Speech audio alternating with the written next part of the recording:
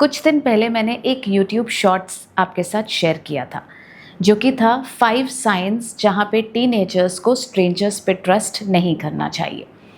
उसमें आप लोगों के बहुत सारे कमेंट्स थे और उनमें बहुत सारे कमेंट्स ऐसे भी थे कि ये हम टीनेजर्स को कैसे समझाएं। फिर मुझे लगा कि ये कॉन्वर्सेशन 30 सेकेंड्स में ख़त्म नहीं हो सकती। क्यों? क्योंकि हमने टीनेजर्स को ये सिखाया ही नहीं कि मैनिपुलेशन क्या होती है और उससे कैसे बचना चाहिए। और जब तक हम सिर्फ टीनेजर्स को ये बोलेंगे कि स्ट्रेंजर्स से बात मत करा करो, तब तक शायद हम उन्हें पूरी सेफ्टी के बारे में नहीं बता रहे हैं। तो आज मैं सिर्फ साइन या रूल्स नहीं बताऊंगी, बल्कि हम समझेंगे कि डेंजरस लोग कैसे होते हैं, कैसे सोचते हैं और बच्चे उनके ट्रैप में कैसे फंसते हैं। सबसे पहले एक मिथ ब्रेक करते हैं।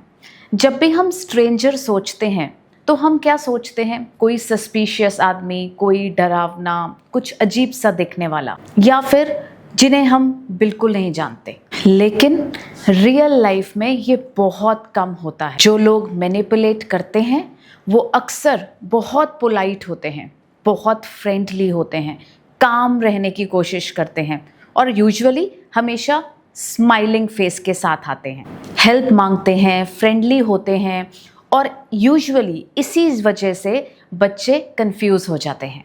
अब सबसे पहले बात करते हैं फर्स्ट सबसे कॉमन सिचुएशन जो है हेल्प मांगने की। Can you please carry this? Can you show me this address? Can you come for 2 minutes?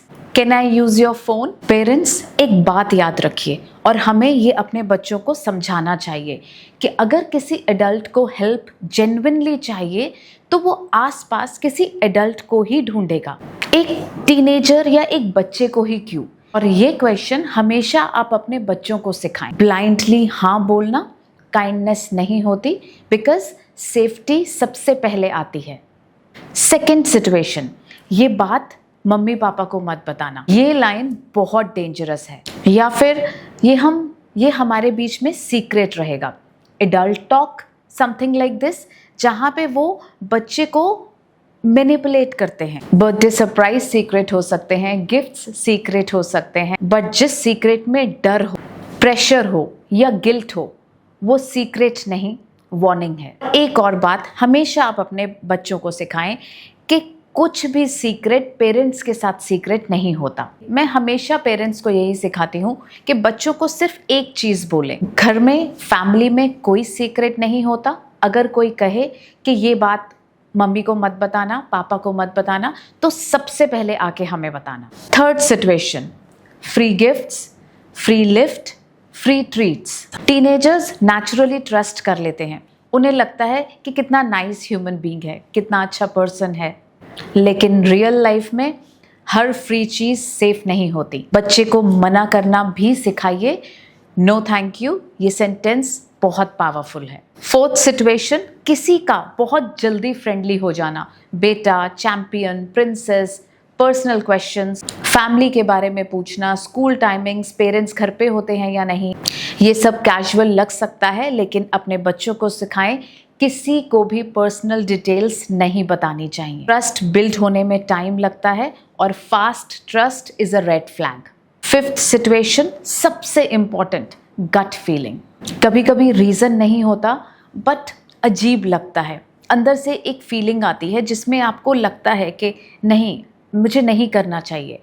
But हम बच्चों को हमेशा यही सिखाते हैं, बड़ों की बात मानो, किसी को मना नहीं करना चाहिए, हमेशा हाँ कर देना चाहिए। तो इसलिए बच्चे अपनी गट फीलिंग को इग्नोर करके वही करते हैं, दूसरों की बात मानते हैं, किसी को नाराज़ नहीं करते, हमेशा काइंड रहते हैं। इसलिए बहुत बार ऐसा होता है कि बच्चे अनकंफर्टेबल होते हुए भी अपनी बात नहीं सुनते, क्योंकि उन्हें ये बोला गया है कि किसी के साथ रूड नहीं होते। चाहे आपका पूरा फ्रेंड सर्कल वो सब कर रहा है, बट इन केस आपको सही नहीं लग रहा तो जस्ट से नो। और ऐसी सिचुएशंस में एक्सप्लेनेशन देने की भी ज़रूरत नहीं है, बिकॉज सेफ्टी पोलाइटनेस से ज़्यादा इम्पॉर्टेंट है। अब सबसे बड़ा क्वेश्चन, पेरेंट्स क्या कर सकते हैं? हमारी रिस्पॉन्सिबिलिटी है कि हमें इस चीज़ पर, इन टॉपिक्स पर बात करनी चाहिए। हमारे पेरेंट्स ने हमसे कभी इन टॉपिक्स पर बात नहीं की, बट इसका मतलब ये नहीं है कि हम नहीं करेंगे। आप रोल प्ले कीजिए, 5-10 मिनट का एक कॉन्वर्जेसन कीजिए, बच्चों से पूछिए, अगर आपसे कोई एड्रेस पूछे तो आप क्या करोगे, कोई हेल्प मांगे तो आप ऐसी सिचुएशन में क्या करोगे, और एक्ट करिए उनके साथ। हर संडे सिर्फ आप 10 मिनट्स उनके साथ स्पेंड कर सकते हैं और कुछ भी रैंडम क्वेश्चंस पूछ सकते हैं। सपोज कोई आपको अंकल मिलते हैं और वो कहते हैं कि मैं आपके घर की साइड ही जा रहा हूँ, चलो मैं जानता हूँ, तो आप क्या करोगे? अगर कोई आपसे कहे कि प्लीज़ ये अपनी मम्मी को मत बताना, मम्मा नहीं समझेंगी हमारी फ्रेंडशिप या हमारी एडल्ट टॉक, अब तो तुम भी बड़े हो गए हो, छोटी छोटी बातों को मम्मी को नहीं बताते, तो ऐसी सिचुएशन में तुम क्या करो? जितनी बार आप उनसे प्रैक्टिस कराएंगे उतनी बार ऐसी सिचुएशंस में बच्चे का ब्रेन बहुत अच्छे से काम करेगा और उन्हें हेजिटेशन भी नहीं होगी। देखिए, वैसे तो राइट एज है 6 to 7 ईयर्स में बच्चों को हमें हर चीज़ के बारे में बात करनी चाहिए। छोटी छोटी चीज़ें, छोटे छोटे टॉपिक्स लेके हमें उन्हें अकॉर्डिंगली समझाना चाहिए। बट अगर एज थोड़ी ज़्यादा भी हो गई है, फिर भी हमें बच्चों से बात करनी चाहिए, उन्हें टाइम टू टाइम सिखाना चाहिए। हम बच्चों को मैथ्स प्रैक्टिस कराते हैं, स्पोर्ट्स कराते हैं, अलग अलग एक्टिविटीज़ कराते हैं, बट कहीं ना कहीं सेफ्टी की प्रैक्टिस नहीं कराते, और सिर्फ इंफॉर्मेशन इमरजेंसी में काम आती है। तो अब से आपको क्या करना है, 10 to 15 मिनट्स निकाल के अपने बच्चों से इन टॉपिक्स पर भी बात कीजिए। तो मिलते हैं नेक्स्ट वीडियो में।